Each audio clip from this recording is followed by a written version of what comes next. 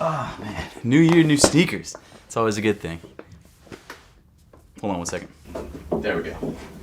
You'll understand in a second. What's up everybody, I'm Seth Fowler, and today we're counting down the top 10 most anticipated sneaker releases of 2021. Thanks so much for tuning in today. Make sure to hit that subscribe button down below and that notification bell if you haven't yet, and also make sure to give me a follow on Instagram and on Twitter at @RealSethFowler. This is one of my favorite videos to do every year because it gives us a chance to look forward at some of the best sneaker releases of the upcoming year. And just like a lot of recent years, especially last year, it looks like this year is going to be really great for sneakers. Now hopefully, unlike last year, we won't have another global pandemic slowing us down, so we'll just have to wait and see, but hoping for the best. Actually, if you guys would like to check out my most anticipated sneaker list from last year, I've left a link in the top of the description below, and you can see how well some of those sneaker releases actually panned out. But you know, now that I've got an iron shirt and we've got most of the lint off of it, we can get started. Coming in at number 10 is the Air Jordan 1 Hyper Royal. In a very similar look to the Air Jordan 1 Turbo Greens, the Hyper Royals also feature a distressed suede upper. Obviously though, the main difference between these two shoes is the fact that the Hyper Royals come in blue rather than sort of a washed out green. In addition to the distressed light blue suede, the shoe also features a white leather upper accented by a gray Nike swoosh. Also, another detail that was not included on the Hyper Royal colorway that was on the Turbo Greens is that stupid text on the midfoot. I hated that text, and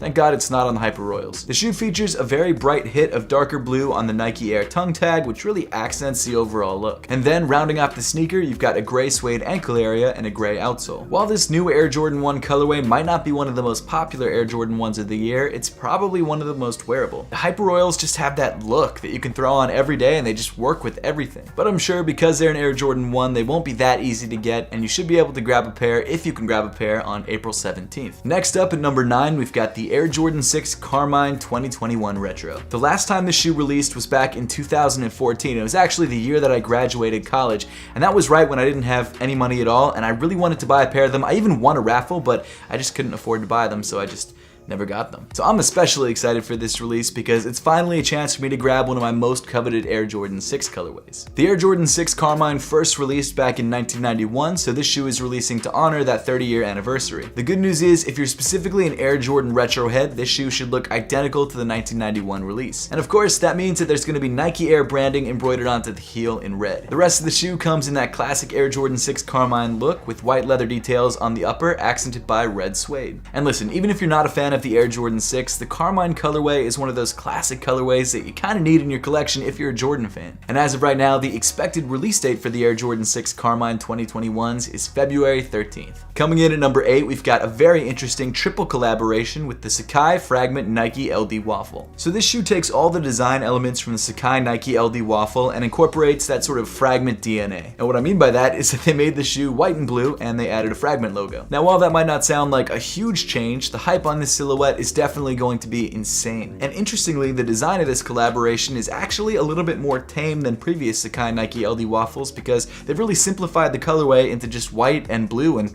different shades of blue. Currently, I don't have any Sakai Nike LD Waffles, and it's definitely a silhouette that I kind of regret getting rid of, so if I have a chance to grab these for retail, I'll be picking them up. The construction and overall material usage on this shoe is pretty similar to that of the previous Sakai Nike LD Waffles. You've got some suede around the toe, which has the Fragment logo pressed into it. You've got two leather Nike swooshes, and instead of sort of a see-through mesh on the toe, you actually have more of a nylon mesh, which, to be fair, does line up with some of Fragment's previous Nike collaborations. At the moment, there is no confirmed release date for the Sakai Fragment Nike collaboration, but expect it to drop sometime in spring 2021. Next up, at number 7, we've got the Air Jordan 4 Lightning 2021. The original Air Jordan 4 Lightning was one of the very first online exclusive Air Jordan sneakers ever released. The Air Jordan 4 Lightning first released back in 2006 and unfortunately has not retroed since. Not only was this shoe insanely limited, which definitely drove up the resale price of the sneaker, but it was also one of the only all-yellow Air Jordan 4s ever released. In fact, almost the entire upper of the shoe comes in a bright yellow suede or nubuck material. That bright yellow is accented by dark gray and black hits throughout the upper, a white midsole, and a black outsole. And honestly, as far as Air Jordan 4s go, this is probably one of the most popular Air Jordan 4s ever made. I think the popularity of this shoe is due to not only the insane exclusivity of the sneaker, but also that really bright colorway that people aren't really used to on Jordan 4s. But even though it's been rumored for the last couple years that this shoe is going to be dropping in each respective year, it looks like in 2021 we're actually getting this shoe on August 7th. Now that's really all I know about this sneaker. I have no idea if it's going to be limited, which I would expect that it would be, but I don't know how limited, and I'm also not sure if this shoe is going to be an online only release like the original, because that would be kind of cool. But who knows, we'll just have to wait and see. And then at a very fitting number 6, we've got the Travis Scott Air Jordan 6 British Khaki. This shoe would obviously be a follow-up to the wildly popular Travis Scott Air Jordan 6s that dropped a year ago. From what I can tell, the overall construction of the shoe remains relatively the same. The only real difference is the colorway. As the name of the colorway would suggest, the shoe comes in tonal khaki, which is essentially just browns and tans. You've got sort of a light brown on the midsole, a lighter tan color on the upper, and of course that stash pocket near the ankle of the shoe. As with the original colorway of the shoe, this British khaki variant of the sneaker still features bright orange accents on the Jumpman and on the pull tab. And honestly, I wouldn't be surprised if the shoe glowed in the dark like the previous pair, but no one's confirmed it yet, so I don't really know. Over the last couple months, Travis has been seen wearing this shoe, so we know at least a sample of the sneaker exists, but for some reason it looks like this shoe is actually releasing. I don't know why people seem to know that, but people seem to know it. So it looks like the shoe is actually dropping, unlike some of his previous samples, which never made it to market. And as you probably could have guessed, there is currently no release date for this sneaker, but expect it to drop sometime in 2021. Coming in at number 5 is the Air Jordan 1 University Blue. Now every year we have a couple Air Jordan 1 releases that are fire and are color blocked really well, and this year it's the Air Jordan 1 University Blue. The University Blue AJ1s come in color blocking that's very reminiscent to the Chicago ones, except of course switching out the red for blue. Now what I like even more about these is that not only did Jordan Brand decide to switch up the color, they also decided to switch up the materials, and the blue accents on the upper actually come in suede, which in my opinion gives the shoe a slightly more premium look and feel, and it's something that I'm really excited to get my hands on. Obviously the blue color on the upper is inspired by UNC, which is where Michael Jordan went to college, hence the name University Blue. In addition to that blue suede on the upper, you also have some really nice white tumbled leather, which is accented by a black leather Nike swoosh and a black accent around the top of the ankle. The University Blue ones are a simple, extremely clean look that I know will be one of the most popular sneakers coming into 2021. If you're trying to grab a pair of the Air Jordan 1 University Blues, you should have a chance to grab them on February 20th. However,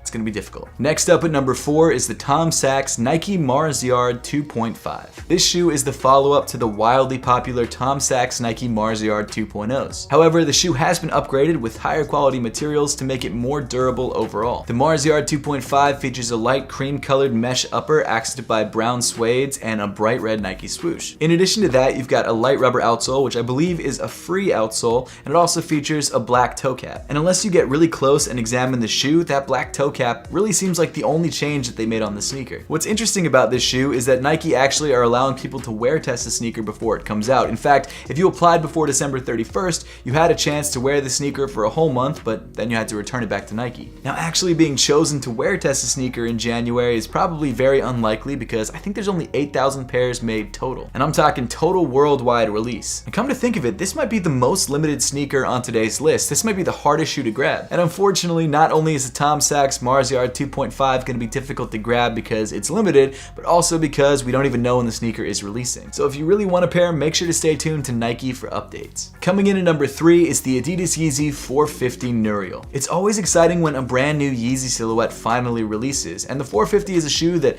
we haven't had a release of yet, even though we've been seeing leaks of the shoe for years at this point. The 450, originally called the 451, is a sneaker that features what seems to be a foam outsole that actually wraps up onto the upper of the shoe like fingers. It is a unique shoe to say the least, but after wearing the foam runners for like 6 months, I'm excited for it because I love the foam runners, and this just seems like a more premium version of those. In addition to the foam midsole, the upper seems to come in a very simple fabric or knit material, and there doesn't seem to be much padding in the upper whatsoever. And as far as colorways go, I'm not even exactly sure what the Neurial colorway is. I just know that that's the name of the first release. Based on images of Kanye wearing this shoe, I would assume that it's the light tan colorway, but I really have no idea. Also, I just gotta say that I think the sneaker looks dope. It's always a sneaker that I've been interested to try, and it's always had that unique sort of organic look that I'm really into at the moment. Love Kanye or hate Kanye, you can't deny the fact that he makes some really insane sneakers that end up being really great overall. So this is a shoe that I'm really stoked on because I feel like he's just killing the sneaker game right now. Of course, there is no release date for this sneaker yet. I mean, what would you expect? But the shoe should be dropping sometime in the first half of 2021. Hopefully, because that's a shoe I'd love to review. At number 2, we've got the Air Jordan 11 Cool Grays. The last time this shoe retroed was back in 2010. It's been 11 years since the last time we saw this sneaker release. And as far as Air Jordan 11 colorways go, it's one of the most popular. It's funny how a relatively simple all-gray colorway can develop this much hype. It's really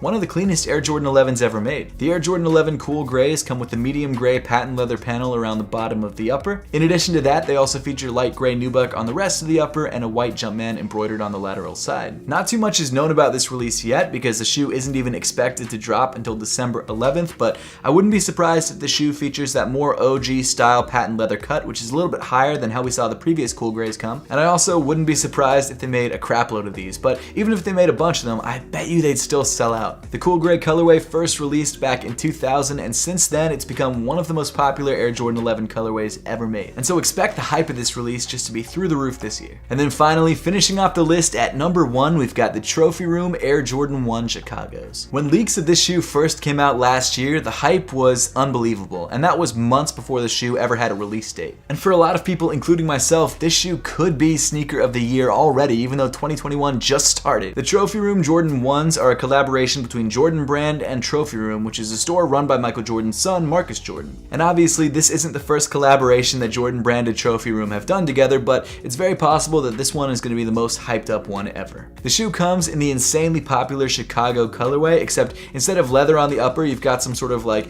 sparkly plastic. I'm not exactly sure what material it is until I get the shoe in hand, but it kind of has a frosted glass look. In addition to that, the shoe also features Michael Jordan's signature on the heel and a milky translucent outsole, which allows you to see through to some blue and red stars. Apparently the shoe is going to be insanely limited, which shouldn't surprise anybody. I think it's limited to just around 12,000 pairs. So if you want a pair of these, expect it to be very difficult to grab and also very expensive on the resale market. I really just think this collaboration came at the perfect time. It's like right at the peak of the Chicago Air Jordan 1 hype. It's also a collaboration with Trophy Room, and all those Trophy Room collaborations are now going for crazy money, and it's limited, and it's an Air Jordan 1, so it makes sense why people are going to be going nuts for this shoe. And if you're like me and you're trying to grab a pair of these for yourself, they should be releasing through Trophy Room on February 10th. Man, this shoe is hot. I'm gonna have to pay resale for it, I know it. But with that, we pretty much wrap up the entire list for today. Now, I would love to know your thoughts and what your most anticipated sneaker release of 2021 are, so make sure to let me know in the comment section down below. And as always, thank you so much for watching. Make sure to subscribe if you haven't yet, and I'll see you all in the next one.